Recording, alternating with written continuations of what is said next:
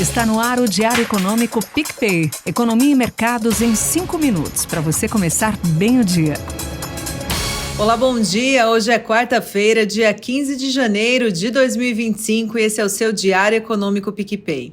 Agenda fraca, mercado fraco. Ontem foi assim, com muita dificuldade, puxado por bancos, o índice Bovespa conseguiu manter os 119 mil pontos, com uma alta de 0,30%, mas passou o dia no 118. O dólar, segunda queda consecutiva frente ao real, ontem com menos 0,84%, deixando a moeda brasileira nos R$ 6,04. Os DIs fecharam em queda na curva depois de um susto pela alta dos treasuries logo no início do dia, mas após a descompressão dos juros americanos, firmou queda nos vértices. Esse movimento de arrefecimento nos juros lá fora veio por conta do dado mais fraco do que o esperado registrado pelo PPI, inflação ao produtor nos Estados Unidos, que trouxe uma inflação de 0,2% na medição de dezembro, com o número do núcleo mantendo a estabilidade. Segundo a Capital Economics, o número modesto do PPI foi intitulado como encorajador.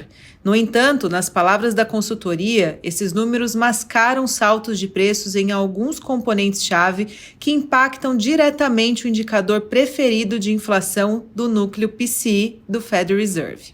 Nós aqui acreditamos que a preocupação agora nas economias desenvolvidas está concentrada na resiliência da atividade, como mostrou os últimos dados divulgados.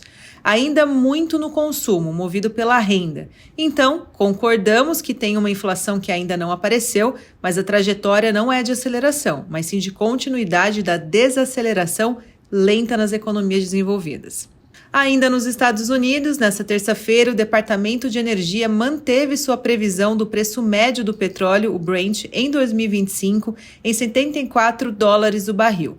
Para 2026, o Departamento americano prevê o Brent caindo para $66. A instituição também manteve previsão para o WTI na média de $70 o barril em 2025 e espera que os preços caiam para $62 em 2026. Essas projeções ajudam a inflação global, pois tiram uma possível pressão adicional de commodities ou contaminação, mas também indicam um potencial de crescimento menor de forma geral. Cenários adversos a esse podem acontecer por conta de uma escalada das tensões geopolíticas ou por uma pressão por parte da OPEP de seguir o plano de cortes na produção para diminuição de estoques, visando elevar os preços. As últimas negociações não tiveram sucesso nesse sentido.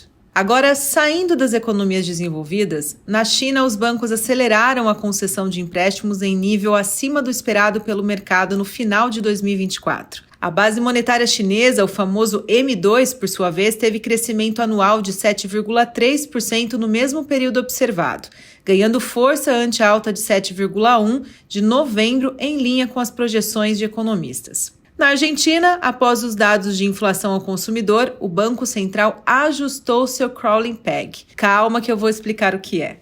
Basicamente, é um regime que as taxas de câmbio são determinadas pelo funcionamento regular do mercado, porém, dentro de limites previamente estabelecidos pelas autoridades monetárias. Assim, o BC da Argentina definiu em comunicado que a partir do dia 1º de fevereiro permitirá a desvalorização de 1% do peso argentino, o que até então era de 2%. A autoridade monetária explicou que a decisão reflete a consolidação da trajetória inflacionária nos últimos meses e a expectativa de continuidade de queda nos preços. Apesar do índice de preços ao consumidor de dezembro acelerar na medição contra novembro, passando de 2,4% para 2,7%, deixando a inflação argentina em 117,8% no acumulado de 2024.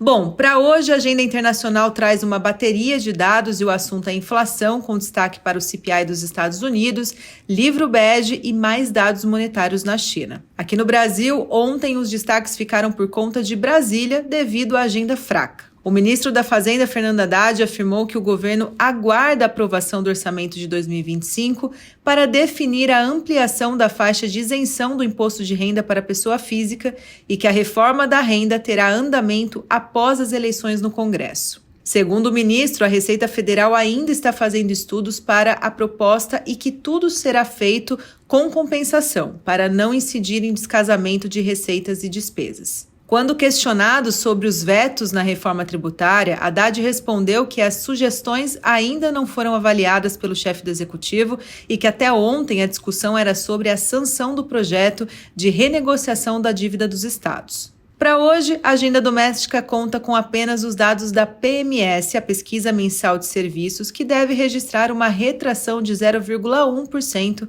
na medição de novembro, crescendo 3,8% contra o mesmo período de 2023. A nossa projeção final de 2024 para o setor de serviços é um crescimento de 3,4%. E para 2025, a nossa expectativa é de quase 4%. Isso porque esperamos um mercado de trabalho ainda forte, que por consequência também mantém o consumo das famílias aquecido. Amanhã trarei a análise completa do indicador aqui no nosso diário. Com aquela sorte de sempre, bom dia e bons negócios.